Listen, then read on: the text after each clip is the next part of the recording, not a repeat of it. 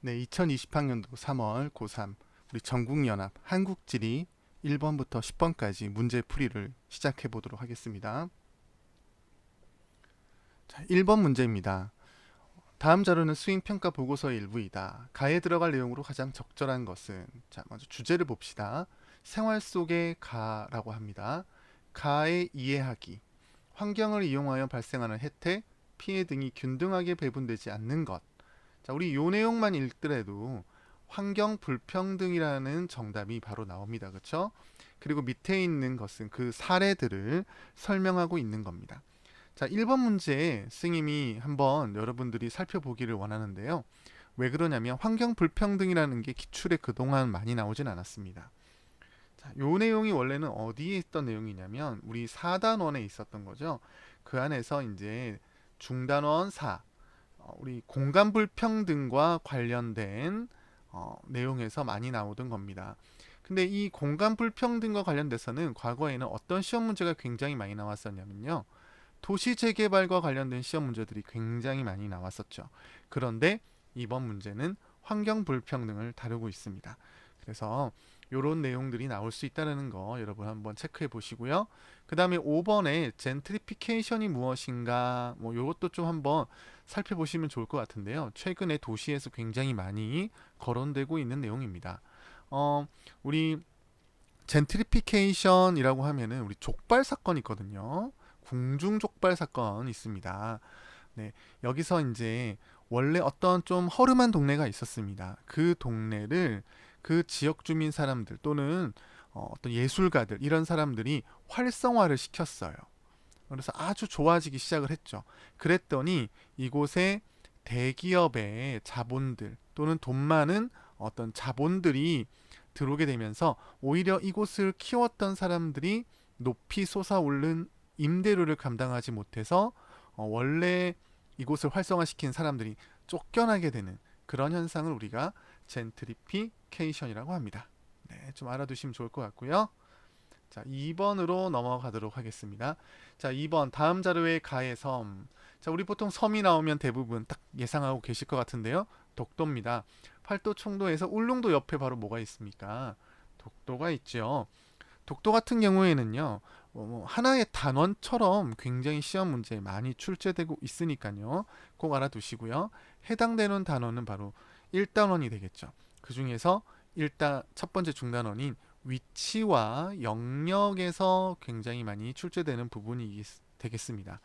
하지만 독도 같은 경우에는요, 이 위치도 굉장히 중요하지만요, 여기에다가 이 독도가 가지고 있는 지형적인 특징이 있기 때문에 지형 문제와도 연관돼서 나오는 경우가 많이 있습니다. 자, 여기에는 지금 또 3급 접양 지도라고 하는 또 자료가 나왔습니다. 지금 독도에 대한 설명으로 옳지 않은 것을 찾는 건데요. 여러분들 1번. 자, 신생도 화산 활동으로 형성되었다. 맞지요? 네, 맞습니다. 천연보호구역 맞습니다. 우리나라 영토에 어디 있습니까? 최동단에 있습니다. 우리나라 최동단 몇 도입니까? 동경 131도, 131도 52분 되겠습니다. 그쵸? 동경.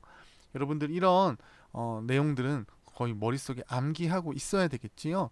자, 그 다음에 가장 서쪽은 어딘지, 가장 북쪽은 어딘지, 가장 남쪽은 어딘지 꼭 체크해 놓길 바랍니다. 자, 3번이 맞다면요. 4번도 어떻게 되겠어요?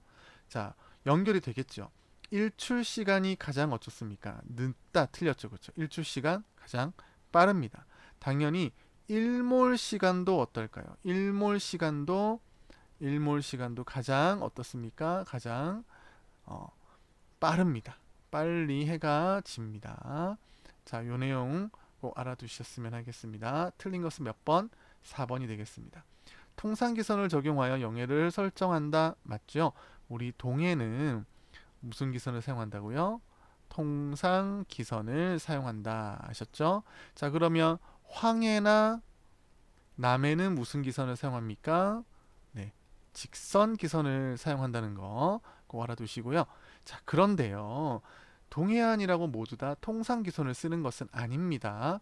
특히 이곳에 영일만 쪽에 보게 되면요. 달만갑과 호미곶이 있는 자리라든지요. 울산만의 화암추와 범월갑이 있는 자리 같은 경우에는 동해안이긴 하지만 직선 기선을 일부 사용하고 있다는 것도 알아두셨으면 합니다.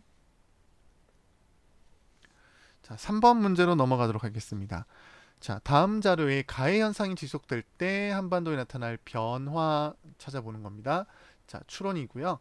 해수면이 지금 상승한다는 내용을 다루고 있죠. 바로 이 변화가 뭡니까? 지구 온난화가 되겠습니다. 그렇죠? 지구 온난화. 여러분들 지구 온난화에 의한 어떤 영향, 변화 이런 경우 시험 문제 굉장히 많이 나오죠. 자, 우리 출제 단원으로 따지면 기후 단원 3단원이 되겠습니다. 그 중에서 바로 지구 온난화 아주 중요하니까요. 달아두시고요. 선생님이 지금 보면 3번까지 풀면서 자꾸 어떤 단원을 설명하고 있는데요. 왜 그러냐면 기출문제 처음부터 풀 때 이 문제가 지금 어느 단원에 어느 교과서에 어디 부분에 있는지 꼭 체크를 하고 가셔야 됩니다. 나중에 여러분들이 기출문제를 많이 풀어보다 보게 되면요. 이런 것들을 체크하지 않아도 알게 돼요. 하지만 처음에는 꼭 단원을 체크해 가면서 교과서의 어느 부분에 있구나 구조를 먼저 머릿속에 순서를 머릿속에 집어넣는 거 그리고 어느 단원이 많이 출제된다는 거 알아두셨으면 합니다. 자, 첫 번째요. 지구온난화로 인해서 난데림의 북한계선이 북상한다. 맞죠? 그러니까 과거에 만약 우리가 귤이 요 남해안 걸쳐서 여기밖에 안 되었다면 점점 따뜻해지면서 요 선이 위로 올라간다는 거죠.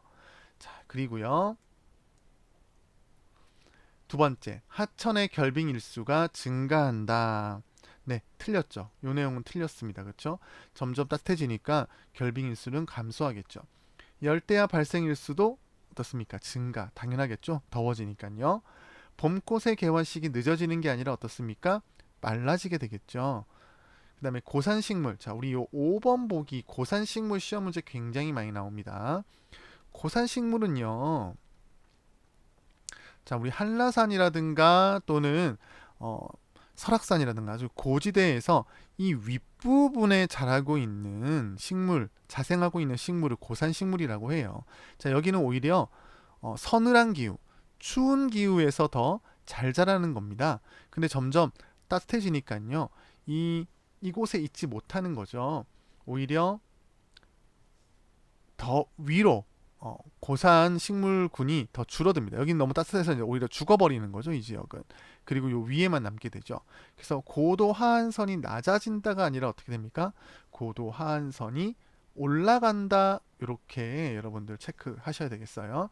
5번 보기 굉장히 많이 나오는 보기입니다. 꼭 알아두십시오. 네, 4번입니다. 울릉도에 대한 지금 설명이 나오고 있는데요. 울릉도는 대부분 경사가 급한 산지로 이루어져 있습니다. 사진은 울릉도에서 가장 넓은 평지인 나리분지의 모습입니다. 자, 먼저 경사가 급한 산지. 우리 울릉도는 어떤 산인가요? 울릉도는 화산이지요. 화산에서 경사가 급한 산. 경사가 급하다. 자, 이게 바로 종상화산이죠. 경사가 급하게 되는 이 종상화산이 되는 원인은 전부 다 용암에 의해서 결정이 되지요. 근데 이때 바로 용암이 어떤 용암입니까? 바로 유문암이나 안산암질 용암들 이런 용암들이 나오게 되면 경사가 급해집니다. 결국 이 용암의 성질이 어떻기 때문에 그렇죠? 유동성이 어떻기 때문에 유동성이 작기 때문에 그렇죠. 그 다음에 점성은 어떻습니까? 점성은 크기 때문에 그렇습니다. 그쵸? 자, 그렇다면 반대로 우리 순상화산이 있죠. 대표적으로 우리 제주도가 되겠습니다. 그쵸? 제주도. 자, 순상화산 같은 경우에는 용암이 바로 어떤 용암이 나옵니까? 여기에 우리가 가장 많이 알고 있는 현무암이 나오는 거죠. 그럼 이 현무암의 특성은 이 유동성과 점성이라는 측면에서 어떻게 가져오면 되겠습니까? 반대로 가져오면 되겠죠. 자, 그래서 우리 기억부터 볼게요. 유동성이 큰 틀렸습니다. 그렇죠? 유동성이 작은 현무암질 용암이 분출하게 되면 안 되는 거죠. 자, 이것은 유문암이나 안산암질 용암이 분출했다 해줘야 되겠습니다. 자, 그리고 나리분지는 어떤 분지입니까? 나리분지는 바로 칼데라라고 하는 화산이 함몰된 분지이죠. 여기에 만약에 물이 채워져 있다라고 하면 칼데라 호가 됩니다. 자, 바로 이게 바로 어디예요? 백두산의 천지가 되겠죠. 그래서 니은은 맞는 말이 되겠고요. 그 다음에 디귿으로 가겠습니다. 동해에 위치한 울릉도는 해양성 기후의 특징이 나타납니다. 사실은 우대기가 있는 울릉도의 전통과학 모습입니다. 자, 디귿요. 울릉도는 섬이죠. 자, 이 섬 무슨 성 기후입니까? 해양성 기후입니다. 자, 해양성 기후는 연교차가 어떻죠? 연교차가 작다. 되겠죠. 자, 그러면 육지는 어떻습니까? 육지는 바로 대륙성 기후가 되겠죠. 자, 대륙성 기후는 어떤가요? 연교차가 어떻습니까? 연교차가 크다 이렇게 해야 되겠죠. 자, 이게 바로 뭡니까? 육지와 바다 사이에 비열차에 의해서 만들어지는 것이다. 자, 그런데요. 해양, 그럼 바다는 비열이 어떻다 그래야 돼요? 비열이 크다 이렇게 표현해야 됩니다. 대륙은 어떻습니까? 비열이 작다 요렇게 여러분들 꼭 표시해야 된다는 거. 자, 우리 비열이라는 개념 자꾸 헷갈리거든요. 요거 한번 여러분 챙겨 보시면 좋을 것 같아요. 비열이라는 단어가 가끔 보기에 나오게 됩니다. 그래서 내륙에 위치한 홍성보다 기온의 연교차가 크다고 했으니까 디귿 보기는 틀렸습니다. 자, 리을에 우대기라고 해서 요 바깥쪽에는 요게 우대기인데요. 울릉도는 눈이 굉장히 많이 내리는 지역이죠. 그래서 눈이 쌓였을 때, 눈이 이 바깥쪽으로 쌓여서 이 가옥 안쪽에 생활 공간을 확보하기 위해서 눈 밖 그 집 처마 밑으로 내리는 방설벽, 요걸 바로 우대기라고 합니다. 리을 맞습니다. 여러분들 좀 헷갈리는 것 중에 잘 나오진 않는데요. 까대기라는 게 있죠. 까대기. 까대기는 주로 이제 바람이 많이 부는 지역에서 방풍, 그러니까 바람을 막는 역할을 합니다. 이거는 바람과 관련되고 있다는 것도 한번 체크해 보시면 좋을 것 같아요. 자, 4번 이렇게 정리하겠고요. 자, 5번으로 넘어가겠습니다. 자, 5번 문제는요. 우리 1단원에 3번에 보게 되면은 우리 GIS가 시험 문제에 간혹 나옵니다. 여기서는 중첩 분석법이라는 것을 많이 사용하죠. 그렇게 해서 가장 입지하기 좋은 곳은 어디냐 조건들을 주고 그 조건들의 겹침을 통해서 누적 분석 중첩을 통해서 찾는 거죠. 여러분들 이거는 뭐 어려운 문제가 아니니까요. 여러분들 해보시면 좋을 것 같습니다. 5번의 정답은 1번 되겠습니다. 네, 6번 문제입니다. 자, 6번 문제 해안 지역 문제인데요. 해안 지역 우리 굉장히 시험 문제 많이 나오는 내용이 되겠습니다. 해안 지형은요. 꼭 이런 형태로 시험 문제들이 대부분 출제가 됩니다. 지형도를 주고요. 그 지형도에서 A, B, C, D, E 뭐 이렇게 표시해 놓고 그 지역에 대한 특징들을 물어보는데요. 먼저 A, B, C, D 한번 우리 살펴보도록 하겠습니다. A는요. 자세히 보세요. A는 여기에 이렇게 뭐 오돌토돌한 게 있죠. 그리고 이렇게 튀어나와 있는 곳입니다. 그쵸? B는 오히려 좀 안으로 들어갔고 육지 쪽에 점이 찍혀져 있습니다.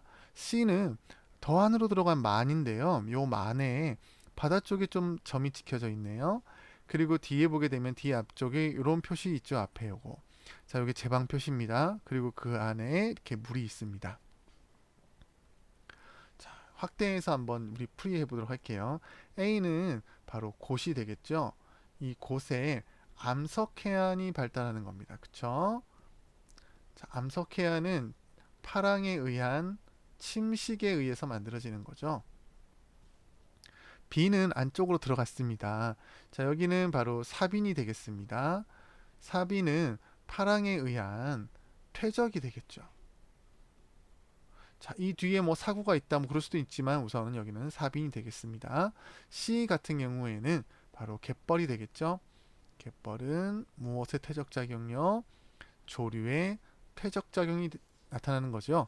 그 다음에 D는 제방에 의해서 만들어진, 왜 만들었는지 또 살펴봐야 되겠지만 바로 인공적인 호수가 되겠습니다. 이렇게 문제를 놓고 우리 풀어보면은 기읍 B는 만보다 곳에 주로 발달한다. 아니죠. 만이 바로 퇴적이고요. 곳은 침식이죠. 그래서 기역은 틀렸고요. D 후빈기 해수면 상승 이후에 형성된 석호이다. 아닙니다. 여기 지금 갯벌이 있는 걸로 봤을 때 서해나 남해가 되겠죠. 석호는 어디에 발달하는 겁니까? 동해에 발달하는 거고요. 해수면 상승 맞습니다. 그 이후에 사주가 앞을 가로막으면서 바다와 분리되는 과정에서 만들어지는 게 바로 석호죠. 니은은 틀렸습니다. 디귿 A는 C보다 파랑에 의한 침식작용 맞지요? 그 다음에 리을 B는 C 바로 사비는 갯벌보다 퇴적물의 평균 입자 크기가 어떻다고요? 크다. 맞습니다. 그래서 정답은 디귿과 리을이 되겠고요. 우리 퇴적물의 입자 크기 이거 굉장히 많이 나옵니다.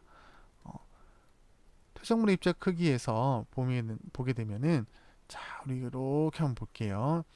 자 여기에 갯벌이 있다고 치고요. 여기에 사빈이 있다고 치고요. 이쪽에 사구가 있다고 칩시다. 자 그러면 입자는 누가 제일 큽니까? 사빈이 제일 큽니다. 가장 큽니다. 1등이에요. 자 2등이 누굽니까? 여기서 바람에 날려서 만들어진 사구가 그 다음에 큽니다. 그 다음에 가장 작은 건 바로 갯벌에 있는 점토질이 가장 작다라고 봐야 되겠지요. 자 그런데 갯벌과 사구를 비교하는 시험 문제는 거의 없어요. 사빈과 사구를 비교하거나 갯벌과 사빈을 비교하는 시험 문제들이 이때까지 대부분 출제되고 있습니다. 자 우리 해안지형 이렇게 꼭 살펴보시고요. 그 다음으로 7번 문제로 넘어가도록 하겠습니다. 7번 문제 다시 기후 문제로 넘어오는데요. 자 이와 같은 형태의 기후 문제 우리 보면 밑에 이제 그래프가 하나 있고요. 지역이 나왔고요. 이것들을 서로 어떤 값이 이렇게 되겠느냐 해보는 건데요. 기후 지표별 최대 지역의 값을 100으로 놓고 상대적으로 그 다음 거 이렇게 본 거죠. 그러니까 순위 정도라고 이해하시면 될 것 같습니다. 자, 가는 어딥니까? 가는 인천이 되겠고요. 자, 위도대가 비슷한 나는 어딥니까? 대관령이 되겠습니다. 자, 대관령의 특징 가장 중요한 게 뭐죠? 해발 고도가 어떻다고요? 해발 고도가 높다는 거. 아주 중요한 특징입니다. 그 다음에 다가 있는 곳이 바로 포항이 되겠지요. 자, 그러면 가나 다에서 A, B 한번 보세요. 자, A 값으로 와야 될 게 누가 1등으로 오는 게 와야 되나요? 바로 대관령. 자, 우리 A는요. 대관령이 1등 하는 게 와야 됩니다. 자, 그리고 나머지 두 값들을 보면 비슷비슷하죠. 2등이 누굽니까? 2등이 인천, 3등이 포항. 근데 뭐 인천과 포항에 큰 격차가 없는 것 같아요. 자, B에서는 누가 1등으로 와야 됩니까? 다가 1등으로 와야 되죠. 포항이 1등으로 와야 됩니다. 그리고요, 2등이 누굽니까? 가지요. 인천이 그 다음으로 오고요. 그 다음에 대관령이 마지막으로 오는 값들. 자, 그래서 하나씩 대입시켜 보시면 될 것 같습니다. 자, 먼저 영광수량 볼까요? 영광수량, 대관령 아주 중요합니다. 대관령 영광수량 굉장히 많은 곳입니다. 자, 여름에도 비가 많이 내리는 곳이기도 하지만 겨울에 눈도 많이 내리기 때문에 강수량 자체가 굉장히 많습니다. 그 다음에 인천과 포항은 뭐 비교하기가 그럴 정도로 비슷비슷합니다. 그래서 영광수량 맞고요. 연평균 기온이 만약에 A로 온다면 어떻습니까? 대관령이 1등 할 수가 없지요. 왜? 위도도 포항보다 높고 거기다가 인천보다도 어떻습니까? 비슷한 위도의 인천보다도 해발고도가 높습니다. 그래서 연평균 기온은 될 수가 없고요. 그 다음에 5번 겨울강수 집중률. 네, 영광수량이나 겨울강수 집중률 네, 좀 될 수 있을 것 같아요. 왜? 대관령이 겨울에 눈이 많이 오니까요. 자, 그 다음에 B로 가면 이제 정답이 만들어지겠죠. 자, B에 올 거 연평균 기온 네 맞습니다. 포항이 가장 높겠죠. 위도가 가장 낮고 동해안 쪽에 있으니까요. 자, 그 다음에 인천이 되겠고요. 해발고도가 높은 대관령이 연평균 기온이 가장 낮겠습니다. 그래서 정답은 1번이 되겠네요. 8번 문제로 넘어갈까요? 자, 그래프는 지도에 표시된 두 지역의 인구 조사를 한 거라고 합니다. 자, 두 지역이라고 하는 것이 대구 바로 옆에 있는 여기 지역과요. 그 다음에 충청남도 한 가운데 정도에 있는 요 두 지역이 되겠습니다. 자, 이게 가라고 하는 지역은 어떻습니까? 가라고 하는 거 이렇게 따라서 한번 가볼게요. 따라서 이렇게 쭉 가보게 되면은 어떤 그래프가 그려지나요? 네. 이런 그래프가 그려지네요. 자, 어느 때의 인구가 굉장히 많죠? 젊은 사람, 그쵸? 청장년 인구가 굉장히 많다는 것을 알 수가 있습니다. 비율상요. 그러니까 도시, 바로 젊은 도시 지역이 되겠지요. 자, 그런데요. 이 나 지역은 어떻습니까? 나 지역은 확연히 다르죠. 나 지역은 보게 되면은 딱 그려보면 압니다. 벌써 어디가 홀쭉하게 들어가나요? 이 청장년 부분이 홀쭉하게 들어가고 오히려 이 윗부분이 굉장히 두텁게 나타나죠. 바로 노년층이 많은 그쵸? 노년층이 많은 촌락 지역이 바로 나가 되겠습니다. 그쵸? 자, 그러면 여기가 바로 나가 되겠고요. 여기가 가가 되겠죠. 가는 바로 어디냐? 한번 알아볼까요? 가는 자, 여기도 보겠습니다. 조금 지워 볼게요. 자, 슬라이드 좀 한번 지워 보겠습니다. 먼저 좀 깔끔하게 해놓고 한번 다시 한번 보도록 합시다. 네, 바로 대구가 있고요. 대구 바로 옆에 지역이 되겠네요. 바로 여기가 경산이 되겠습니다. 경산은 대구의 어떤 도시 성격을 가지고 있냐? 위성도시 성격을 가지고 있습니다. 자, 요거 알아두시면 되게 좋을 것 같고요. 그 다음에 충청도 지역에서 충남의 가운데 정도에 있는 바로 이 지역, 청량이 되겠습니다. 자, 여러분 청량 잘 들어봤나요? 잘 못 들어봤을 것 같아요. 청량 바로 옆에, 바로 옆에 지금 선생님이 이렇게 그려놔서 여기가 청량이라고 헷갈리는 아이들도 있겠네요. 자, 바로 여기가 청량이 되겠고요. 그 옆이 바로 어디냐면은 공주가 되겠습니다. 공주 바로 옆에 여기가 바로 세종이 됩니다. 정부 청사가 있는 곳이 되겠죠. 그리고 그 위에 예산이 있고요. 자, 이렇게 또 여기에 홍성이 있어요. 충청도 지역에 뭐 이렇게 못 들어본 동네가 많은지요. 그렇죠?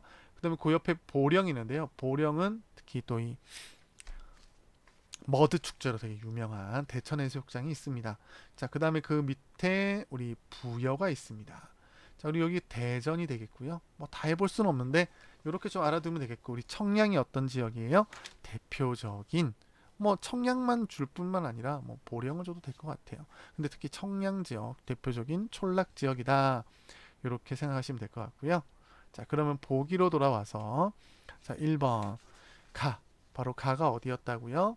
가는 경산입니다. 도시 지역이고요. 나는 바로 청량, 촌락 지역이죠.